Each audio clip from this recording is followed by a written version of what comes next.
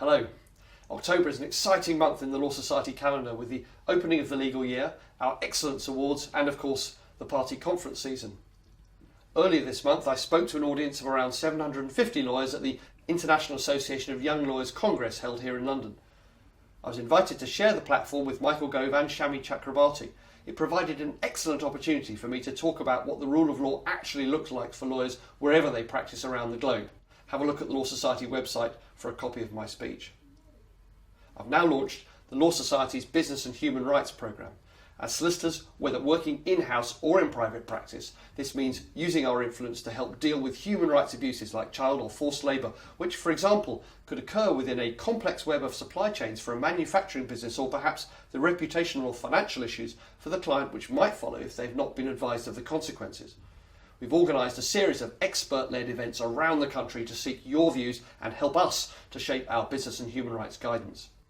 I recently met with Steve Green, Chair of the Legal Ombudsman. I was really encouraged to hear his ideas to improve the complaint system with a focus on fairness for all involved, rather than speed for its own sake. He's well aware of the excellent standards which the majority have, and he wants to encourage improvement in those who fall short. I think that's an ambition we all share. I'd like to thank all of those who responded to our surveys, which made a real difference in shaping our responses to the recent government consultations. We've submitted our response on the increase in court fees and have also raised the issue in the national press with several letters and articles. We're working to secure some more nationwide media coverage on this subject over the next few months, particularly to show the public how they might be affected. It might be a small business struggling with a debtor, or perhaps an individual seeking compensation following an injury. We need to keep banging the drum on this point, as it is a real block on access to justice and your ability to obtain fair results for your clients. On the criminal courts charge, I've been able to highlight the iniquities which this policy has brought about, again with pieces in the national press and on Radio 4 as well. You might also have seen some articles on the SRA's proposals around the training contract. We published some research on how that could affect our global competitiveness. The Financial Times and The Independent have also both covered our report. We had some good news on consumer credit this month.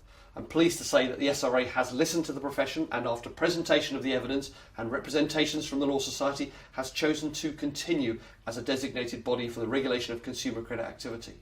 Had they not done so, there would have been a significant change in the regulatory environment and real inconvenience and red tape for a great many firms, so a good result there. I chaired our council meeting last week with the formulation of our new strategy, a major topic for discussion. I'll speak more on this as it's finalised, but I want to thank all of those who've given us valuable input on the draft, either directly or by participating in the meetings and the workshops around the country. I've now been to both the Liberal Democrat and the Labour Party conferences. I was able to meet with many members and several peers to discuss justice issues, and also took part in panel discussions focusing on new ideas to fund access to justice. I argued that better use of technology, improved access to early legal advice and tackling inequalities in the justice system itself are areas where our knowledge and expertise can make a difference if we can convince politicians to listen and to collaborate.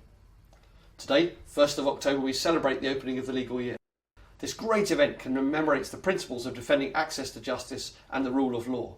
The Law Society took part in the ceremonial occasion at Westminster Abbey with guests, including some presidents of local law societies, and also hosted other events which provided opportunities for members to meet with heads of bar associations and law societies from around the world who are visiting to share the occasion with us.